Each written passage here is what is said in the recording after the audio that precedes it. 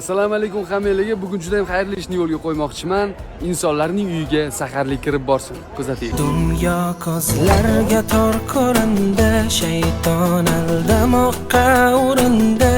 Yurak sog'inch bilan urardi, Rasulullohni sog'inganda, hadis tinglaganda yoqardi. Ko'zimdan yoshlarim oqardi, tunlarim uyqusiz o'tardi. Rasulullohni sog'inganda, tunlarim uyqusiz o'tardi.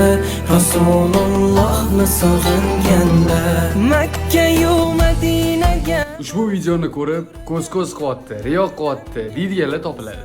Yaqinda men bir joyda mehmonda bo'lib, shunaqa ishni ko'rib ilhomlanib, o'zim qilgim keldi. Ana endi diqqat bilan eshitinglar. Shu videoni ko'rib, qancha inson ilhomlanarkin, ha?